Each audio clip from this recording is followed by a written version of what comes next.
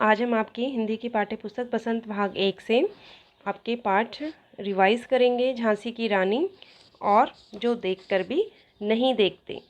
झांसी की रानी आप सभी को पता है लक्ष्मीबाई, रानी लक्ष्मीबाई थी।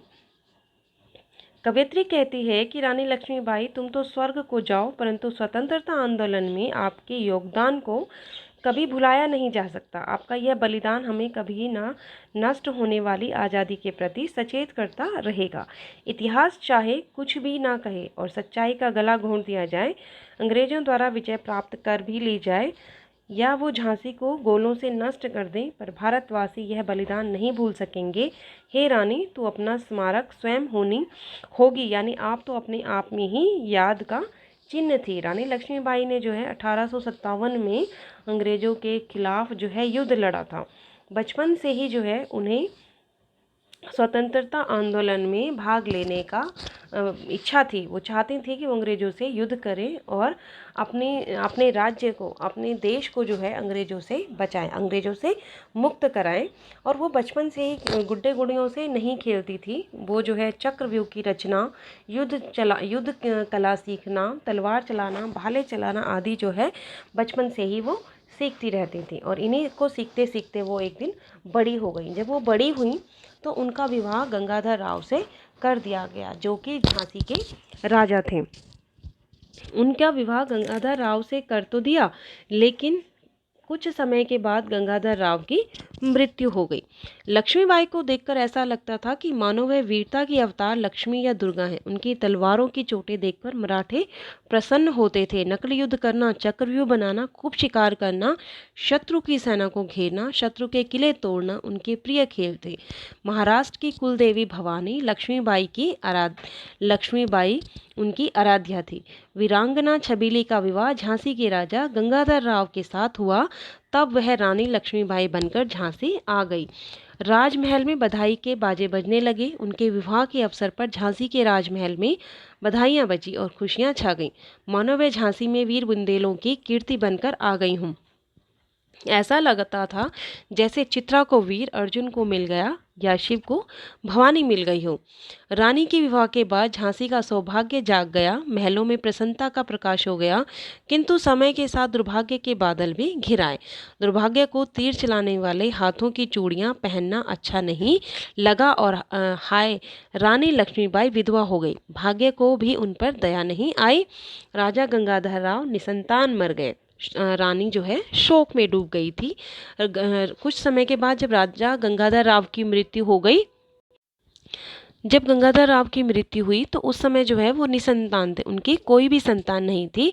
और अंग्रेजों ने ये बोल रखा था कि कोई भी राज्य बिना संतान के, बिना उत्तराधिकारी के मरेगा तो उसके राज्य को जो है अंग्रेजी साम्राज्य में मिला लिया जाएगा। और वो भी झांसी को अपने साम्राज्य में मिलाने लग गए जैसे उनको ये सूचना मिली कि गंगाधर राव की मृत्यु हो गई है। तो रानी लक्ष्मीबाई जो है अपना राज्य उनको नहीं देना चाहती थी, अपने राजपाट को उनको नहीं सौंपना चाहती थी। इसलिए उन्होंने जो है एक बच्चे को गोद भी लिया, परंतु अंग्रेज कहाँ मानने वाले थे। अंग्रेजों ने जो है दत्तक पुत्र को नहीं माना और उन्होंने जो है झांसी पर चढ़ाई करने की सोच दी, झांसी पर कब्जा करने की सोच ली। जब झांसी पर अंग्रेजों का कब्जा हो गया तो झांसी को मुक्त कराने के लिए प्रयास होने लगे। जो कुटिया में रहते थे वे बहुत दुखी थे और महलों में रहने वाले भी अपमानित महसूस कर रहे थे। झांसी के वीर सैनिकों के मन में अपने वीर पूर्वजों की वीरता का अभिमान भी था, तो अंग्रेजों से बदला लेने के लिए तैयार थे। नाना धुंधुपन और पेशवा अंग्रेजों के विरुद्ध युद्ध करने के लिए आवश्यक सामान जुटा रहे थे। उनकी बहन छबीली यानी रानी लक्ष्मीबाई ने भी राज्य की स्त्रियों में देवी दुर्गा के रणचंडी रूप को जागृत कर रही थी, अर्थात वह युद्ध का प्रशिक्षण देकर अपनी सेना में शामिल कर रही थी। इस प्रकार सभी ने स्वतंत्रता रूपी यज्ञ में सोई हुई ज्योति को जगाने का निश्चय कर लिया था। इस कविता में जो है कवयित्री ने आगे बताया है कि जब जो है सब पूरी सेना तैयार हो गई, उसके बाद जो है रानी लक्ष्मीबाई ने अंग्रेजों के खिलाफ युद्ध लड़ना शुरू कर दिया और उन्होंने जो है अंग्रेजों को एक एक करके जो है मारना शुरू कर दिया। और उस हवन रूपी यज्ञ में, यानी कि स्वतंत्रता का जो हवन था, महायज्ञ था, उसमें जो है उन अंग्रेजों की आहुति देना शुरू कर दिया। अंग्रेजों ने अपनी आज़ादी छीन लेने की बात महलों से आग की तरह फैल रही थी, तो साथ ही झोपड़ी यानी गरीब वर्ग में भी अंग्रेजों के प्रति गुस्सा था। आज़ादी प्राप्त करने का यह जोश जुनून उनके हृदय से निकल रहा था। झांसी और दिल्ली जग चुकी थी, तो लखनऊ में भी लोग अंग्रेजी सेना के विरुद्ध तैयार खड़े थे। मेरठ, पटना, कानपुर में आज़ादी प्राप्त करने की बात सबके दिलों में थी। जबलपुर और कोल्हापुर के लोगों में यह बात भरनी थी, यानी उनको भी प्रेरित करना था।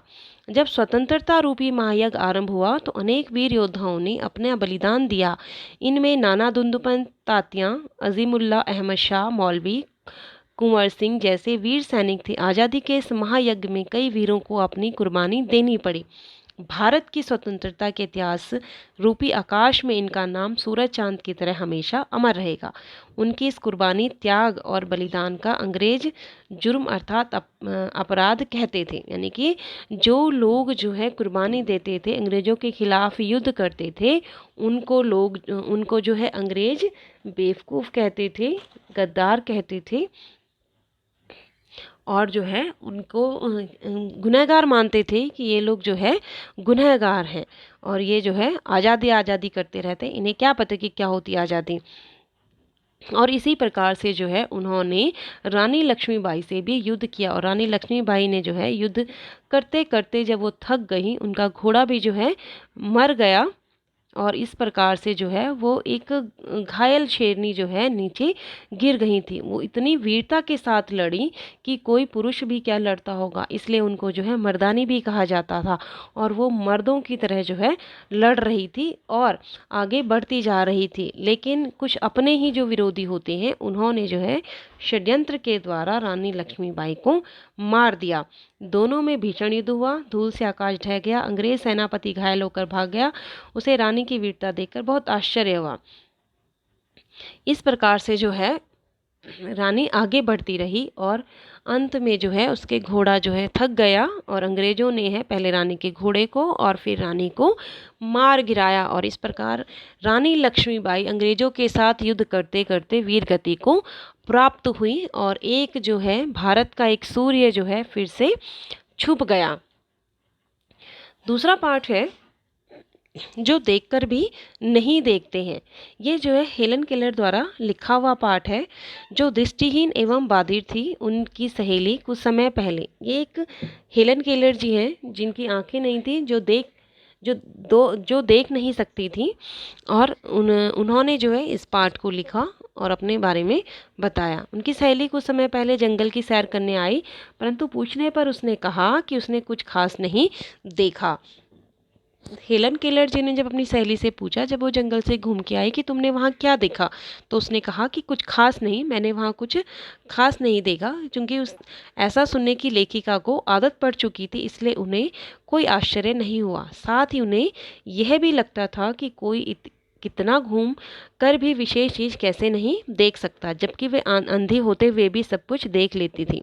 वे रोजाना सैकड़ों चीज़ों को छूकर और महसूस कर पहचान लेती और जैसे भोजपत्र की चिकनी छाल, चीड़ की खुरदरी छाल, बसंत में खिली कलियां, फूलों की पंखुड़ियों की मखमली सतह आदि, इन सब को स्पर्श करने से उन्हें आनंद प्राप्त होता है। अपनी उंगलियों के बीच बहते पानी को महसूस करने से उन्हें आनंद मिलता है। बदला हुआ मौसम उनके जीवन में खुशियां भर देता है। लेखक को लगता है कि जब इन सब चीज़ों को छूने मात्र से ही लेखिका को लगता है कि जब इन चीज़ों को छूने मात्र से ही उन्हें इतनी खुशी मिलती है, अगर वे इन सब को देखती तो उनमें खो जाती। उनके अनुसार जिनकी आंखें होती हैं वे लोग बहुत ही कम देखते हैं। वे प्रकृति को लेकर संवेदनशील होते हैं। मनुष्य के पास जिस चीज़ की कमी होती है वह उसे प्राप्त करने के लिए ललायत रहता है। ईश्वर से मिली दृष्टि को मानव एक साधारण सी चीज़ समझकर उसका उचित प्रयोग नहीं करता, जबकि इसके उचित प्रयोग से जीवन में खुशियों के इंद्रधनुषी रंग भरे जा सकते हैं। हेलन केलर जी कहती हैं कि जिनके पास सब कुछ होता है वो उसकी कदर नहीं करते और जिसके पास कुछ भी नहीं होता वो उसके पीछे भागते रहते हैं।